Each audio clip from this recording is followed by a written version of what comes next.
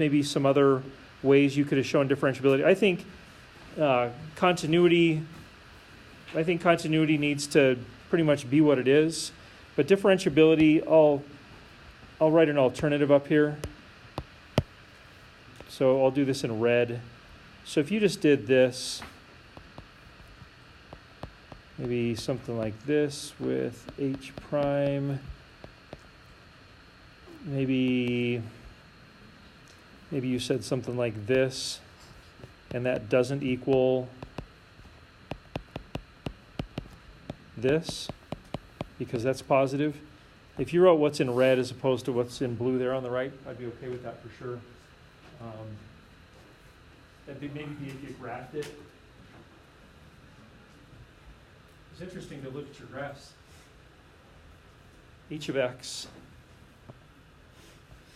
I'll sketch this down here in red and black. H of x looks like this.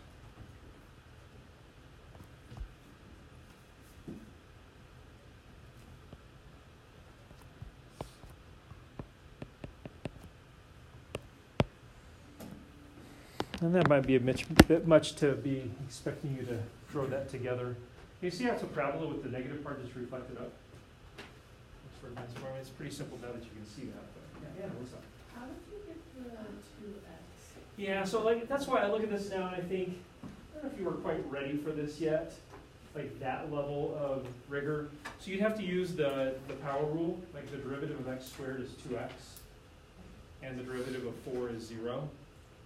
So, like you did see that on your intro activity last night. So it's like, it's not a total stretch that you could do that, but that's what I would recommend, that you would just take the two parts of the absolute value.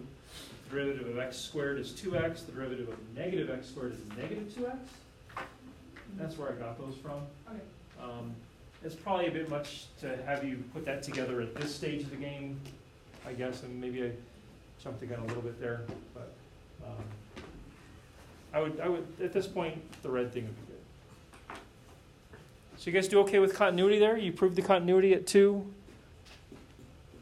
There's a sharp point there at 2 though, so it's not differentiable. I think the graph really helps too. Any other follow-up questions? Anna, thank you for yours. Clarifying questions?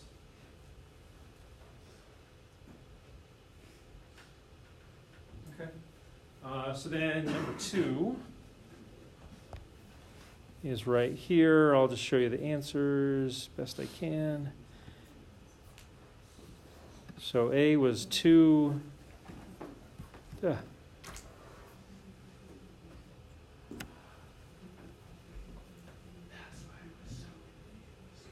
scaling on the x and the scaling on the y were a little different, weren't they? Yeah, that's why I was so confused. But the numbers are there, right? So if the numbers weren't there, it would be ridiculous for me to expect you to get the same numbers I did. But the numbers are there. That's why. It's just maybe I missed the scaling too, yeah. maybe not quite what you're used to.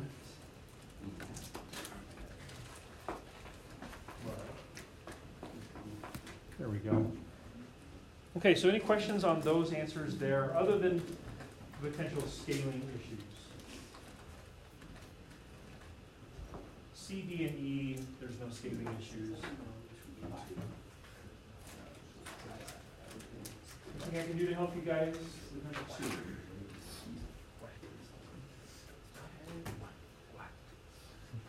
All right, then. So here's number 3. Oh, this question. Yes, Nate. Yeah, what is the limit for I was looking on the wrong side of the asymptote. Okay. Gotcha. Yeah, 2, 4, 6. Yeah, that makes sense. Anybody else? Okay. So how did this one go? Really curious. There's your G. There's your G prime. Why would it be a circle open circle at the top? Yeah. So you've got, now are you talking about at x equals 0? Mm-hmm. Okay, so at x equals 0, you have, and I didn't clarify this, but I think a pretty clear sharp point on G. So like right here would you all agree with me that at least graphically it appears that that's where two pieces of a piecewise joined? So I would say that right there is our proverbial sharp point. And a sharp point is always going to be a place where the derivative, in this case g prime, doesn't exist anywhere at all. And so if I were to fill this in, if I were to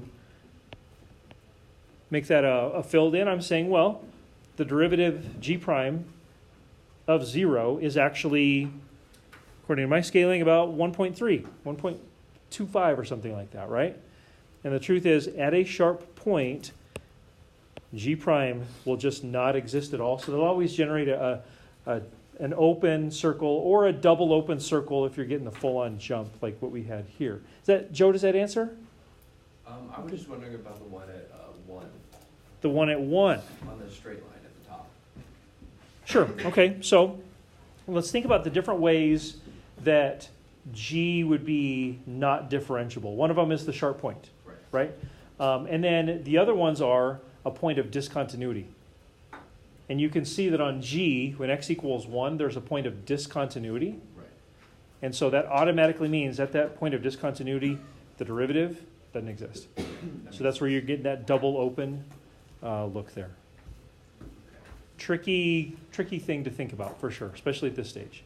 Go ahead. So for your line, as x approaches 0 from the left side, does it have to be equal to about 1.3? I put mine at 1. So totally fine. We're fine. Totally fine. Yeah, this is where I promise you I'm not going to get out the ruler and say, well, technically it should have been 1.276 and you had 1.25, so I'm sorry.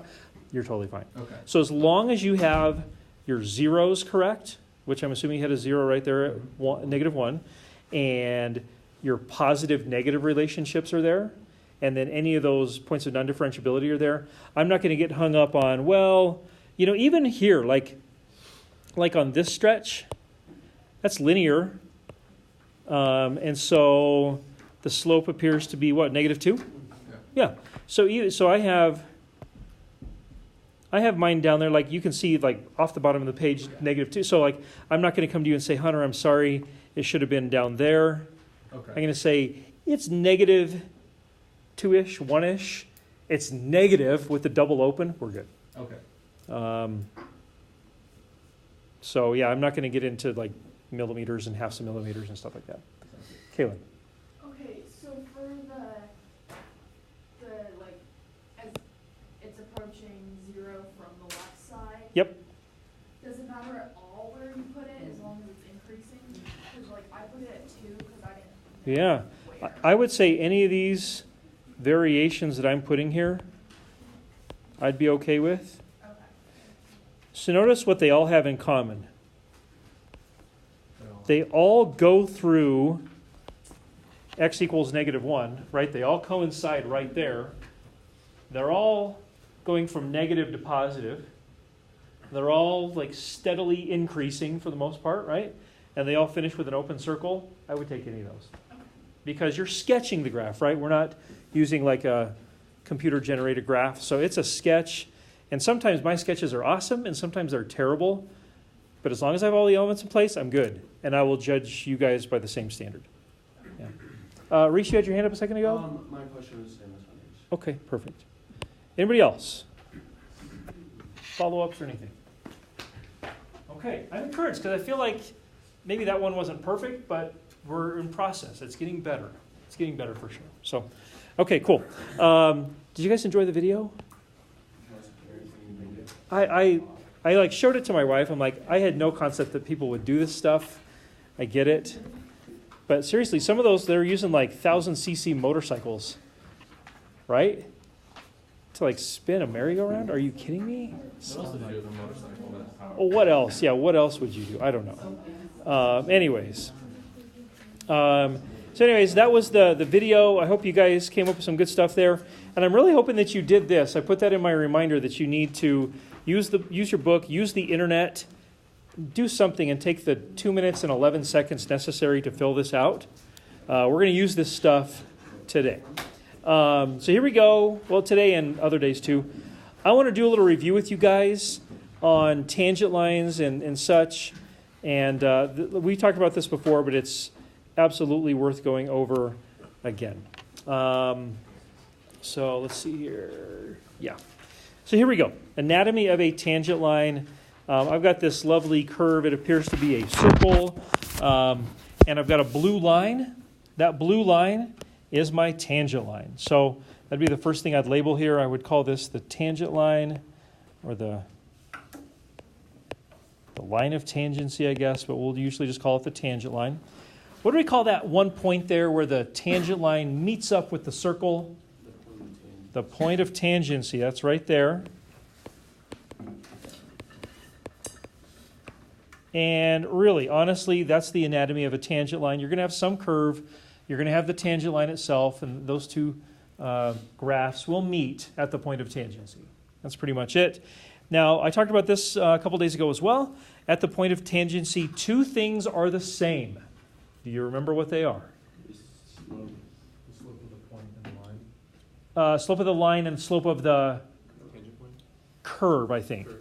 Which is on the curve, right? They're both on the curve. Yeah, so I'm going to say, I'll just put slope of line equals slope of curve. This is crucial. In fact, coming up on Web of Science, you're going to see a few examples where getting this concept and like trying to really use this concept will be key. What's the other thing that's true?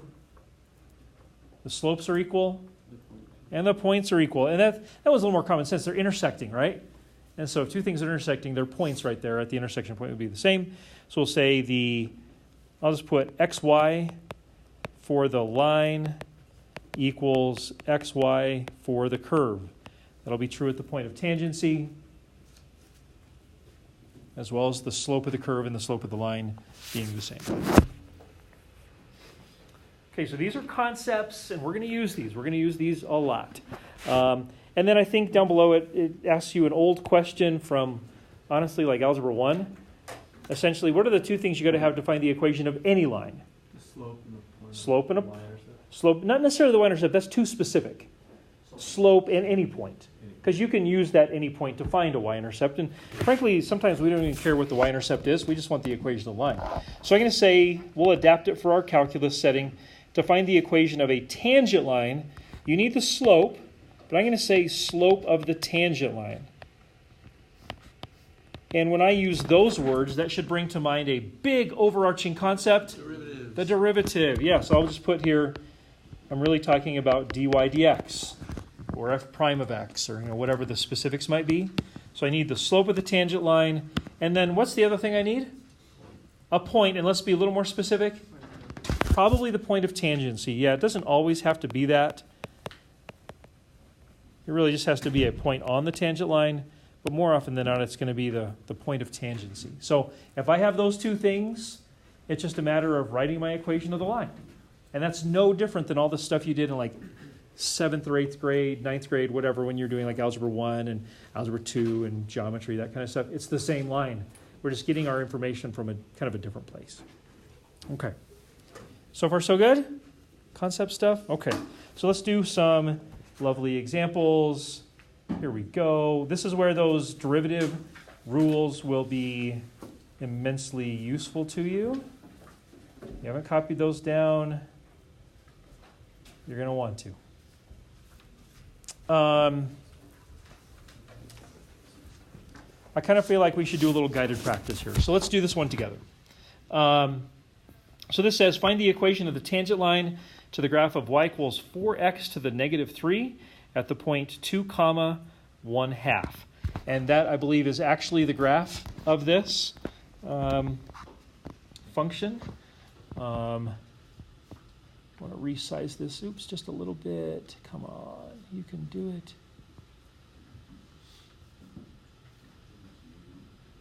What is the problem here?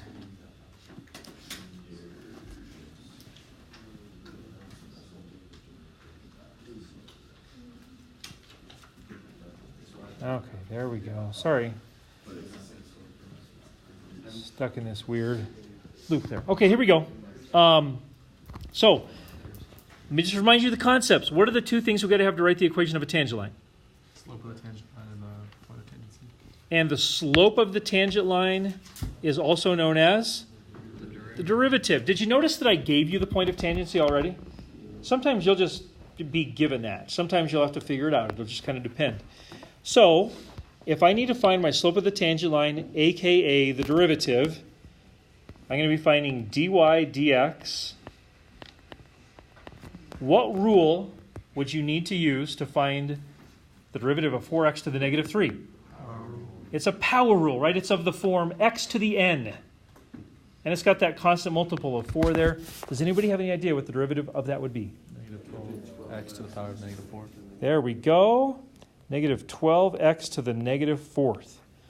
Okay, we're just executing a power rule. The old exponent comes down, multiplies times the coefficient. The new exponent is just minus 1 from the old one. Okay, so sometimes people get confused about this. This negative 12x to the negative 4, that's the slope of the tangent line for any point, right? Do we care about any point? No. What do we care about? 8.2. At our point, 2 comma 1/2, right? So how do I find the slope of the curve at that point? Plug a 2 in for the, into the derivative. So I'm going to write it like this. I don't know if you've ever seen this notation before. Dy dx at x equals 2.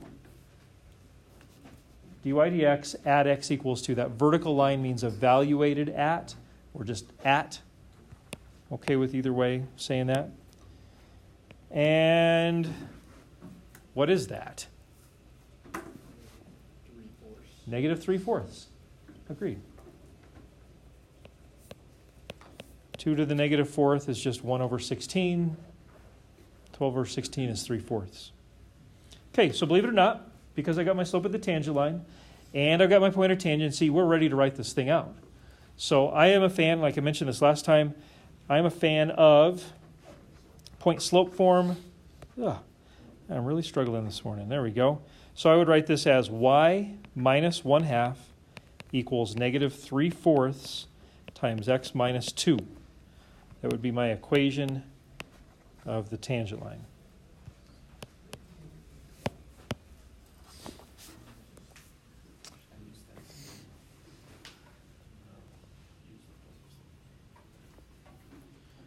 And then in illustration of the tangent line, I would say something like that. Does that make sense to you?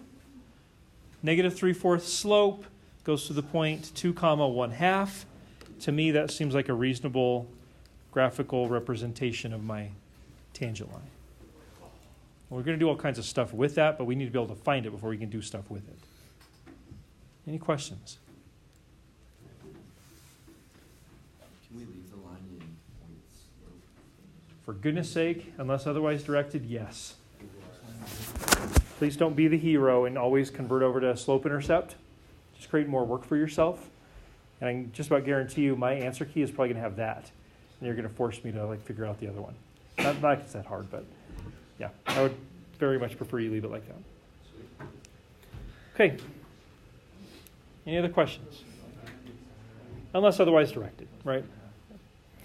Okay, why don't you guys try number 2? You don't have to have a graph. I just put the graph in there for number 1 just so you could kind of get a little better visual about what's going on. Too far. Number 2. For number 2, is that the derivative equation? Or do I need to get rid of that 3? No, there's no getting rid of it. That's a constant multiple. So constant multiple means do the derivative and then just leave the 3 in. Yep. Yeah. Sure. Looks pretty good. And what radians, right? Always radians. I would say, and I would ask you on this one, I know that sine of 4 is not a unit circle angle. Totally get that. But I would say let's maybe avoid the calculator for the moment. I mean, obviously we can evaluate this pretty easily. Let's just do it without the calculator. Let's focus on what the graphical meaning would be. Okay. I would want you to be comfortable without the calculator here. Your answer won't be as... So if I just left it like Yeah, that, that'd be I would leave it just like that. If Okay. you don't have the calculator, you just leave it like that. Okay. I think it should be -5 halves. I think you've got -5 thirds. Yeah, wrote that wrong. Because I think you could actually simplify 4 to the negative 5 halves if you wanted to, but I'm not really that concerned about that right now.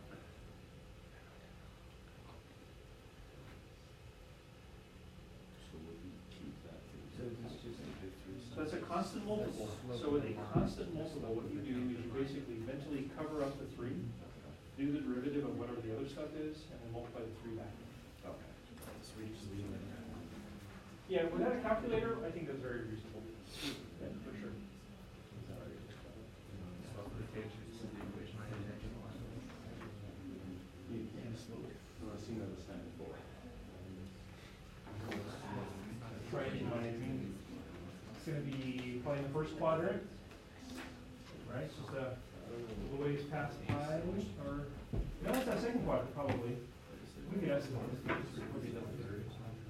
You alright? You got the calculator. You just do that. Actually, if you have the calculator, you do this a whole different way, but we'll talk about that later. Okay, here we go. If you're going to find f prime of 4, you got to find f prime of x first, right? So f prime of x, you've got 2 different rules going on here.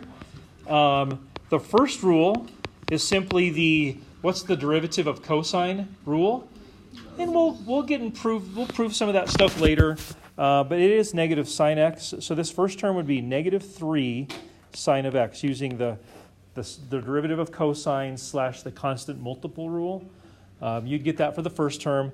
And then the second term would be plus 3 halves times x to the negative 5 halves. What do y'all think about that? Using a trig derivative rule and a power rule. Okay, so then once you found that, you would plug in a 4. And this is where, if you had the calculator or not, things would maybe look a little different. You can actually, the second term, you can actually simplify that without a calculator. I'm not too hung up on that right now. It'd be, 3 over 64, I think. But again, not too worried about that. If you can get to this point, I'd be pretty pleased with this. But then explain the graphical meaning. Does anybody want to offer up what you think that is? What do you think, Hunter? The slope of the tangent line of x equals 4. Sure, yeah, I like it. Slope of the tangent line. I'm going to throw one other thing in here. Slope of the tangent line, 2f of x at x equals 4. But I mean, I think what you said is great, because obviously we're talking about f of x. It's the only function going on. So, okay, what do y'all think? Handling the rules here fairly well, I hope. Okay. By the way, this concept we're working on right now is called Derivative Skills 1. Of course, there's a Derivative Skills 2 coming up later. All right, let's see what we can do here with one more. I'm going to leave 3 for the moment. And I want to look at number 4, and I want to do a little bit of a guided practice here with number 4. Although I'm hoping, very much so. Can you guys handle the continuity part of this? Why don't you set up the continuity piece here for number 4? Continuity. I'll work quietly. We can check our work in a minute.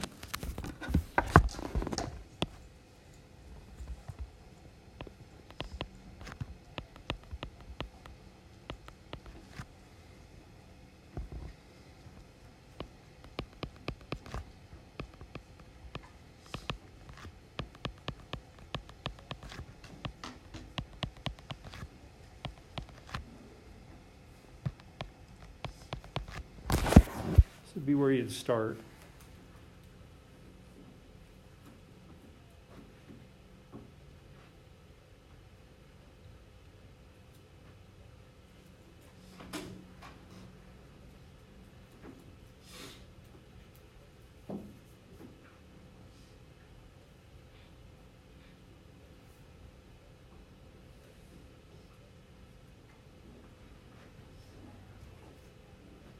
Okay. 55 is when our class ends, right? No. I think it's 50. 50. I'm always adding 5 and subtracting 5, and I'm still not up to speed with our schedule. Okay, I'm going to show one more step here. It was 905, 955, 10 to 1050. Yep, that makes sense. So from the left.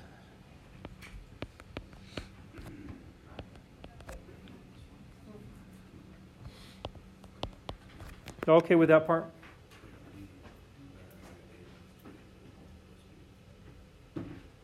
You okay? Good, yes? Okay. So like before, we've done one similar to this, but you obviously notice there's one equation, two unknowns, and we've only really handled continuity. We have an issue, we need to still handle differentiability. So in order to do this, you guys are kind of equipped now to do the full finding G prime. So keep in mind here that A and B are constant. Does anybody want to offer what you think the derivative of the first piece, the top piece, might be? We all think. Take a minute and think about it. Remember, A is a constant, B is a constant, X is our variables. Jed, what do you think? 3ax squared minus 2. Jed, you're right. It's perfect. So notice he handled the A just like a constant multiple. The 3 comes down in front, so it's 3 times A. He executed the power rule correctly in both pieces. It's well done. So then, what do y'all think about the G prime for the second piece? Hunter thinks he knows it. Anybody else think they know it? I want to make sure we're processing this. Okay, so I want to hear what you have to say, Zach. 1/2 x to the negative 1/2, and then the b just gone? And the derivative of any constant is? Beautiful. I like it. So that would be your piecewise derivative. Wouldn't the second one be if x is? Yeah, and I don't put the or equal to on there because we have not established that it actually is differentiable. And if I put the or equal to on there, I'm saying that it already is differentiable. I got to find my a and my b. Once I find my a and my b, or more particularly my a here, then I could probably put the or equal to on there and be confident about that. Okay. It'd be standard practice here to leave that off for the moment. And I would classify that as a minor issue. And if you were doing a quiz or a test and you did put the or equal to, I think we're good. Okay. I'm not going to get too stressed about that. Okay, and so then what kind of stuff do I have to do to set up my differentiability? What do I have to write? Limits, yes. So I'd go limit as x approaches 1 from the left of g prime has to equal the limit as x approaches 1 from the right of g prime. And then I just evaluate those limits.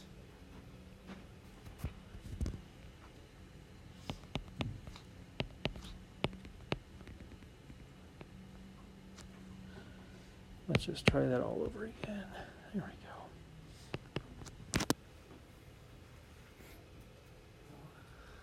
That make sense?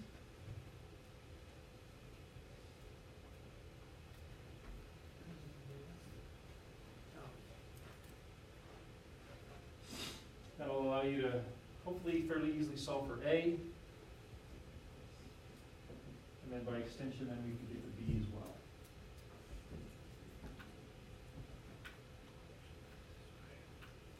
So what do we got here? First thing we got 5/6 for A. Does that sound right? 5/6. Bless you. Hey. And then negative 13/6 for the other one. Yes. Okay. I'm just doing this in my head. It looked like you were done. I just wanted to make sure we got the same thing. That's right. So me and Carson at least got this for A, and we substituted back over to here,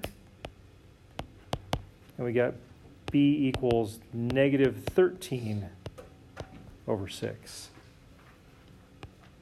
Just using that systems of equations methodology. How are we doing? It's good? So you see how this is just like the other one we did the other day, except we actually had to find our G prime? Whereas the other day I actually gave you the G prime. Okay, so I've got time to do this. I'm going to hand back your quizzes at the end, but I do want to cover number 3 for you, because number 3, I want to make sure we did 4 before we left for sure, but number 3 has potential to be a little trippy. And I think it would be wise to do some rewriting before we even consider doing any derivatives. And I think that all but 2 of these terms really ought to be rewritten before we think about any derivatives at all. You're going to want to do this. Please don't hear me say rewrite and be like, yeah, I'll be fine without that. You will not be fine. You will be the opposite of fine if you don't do some rewriting with these. So check this out. Suggestions from you all. What do you think I should do with the very first term as far as a simplifying rewrite? Bring it up, so x is equal to x to the negative 1. There you go. Move that x up, so it'd be 3x to the negative 1. That's my first rewrite. What do you think about the next term? Should that one be rewritten? Yes. What do you think, Luke? I'd say x to the 3/5. I agree. We want rational exponents. We do not want radicals. What about the third term? Should that one be rewritten? No, we like the minus 8 as is. How about x over 7? Should that be rewritten? Yes. I think so. It doesn't have to be really. This is more of a minor rewrite. How do you think we should rewrite x over 7? 1/7 times x. I think that's right. I think I would write it as 1/7 x. This will avoid future frustrations. And then the last one, y'all recognize that's pretty straightforward power rule. I would leave that one as is. So minus 5x to the 4th. And as a matter of fact, once you do that, I think all of these, except technically number 8 is too, they all turn into power rules, essentially. Whereas before, at the start, they did not look like all power rules. But now they essentially are. So I want to hear from you guys. Shirley, what do you think the derivative of the first term is? The first one is -3x to the negative 2. -3x to the negative 2? I like it. Megan, what do you think about the derivative of the second term? It's x to the negative 2. I like it. Fantastic. Isabel, how about the derivative of the third term? So it's -8 is the third term. Is it 0? It's 0 because -8 is a constant. And the derivative, the rate of change of a constant is, it's not changing. So its derivative is 0. So I'll just leave that one off of there. Cole, how about the fourth term, the 1/7 x? I'd about 1/7. 1/7 is right on the money. Very good. Merrick, how about the last one? Negative 20x to the 3rd. Fantastic. Okay. As you can well imagine,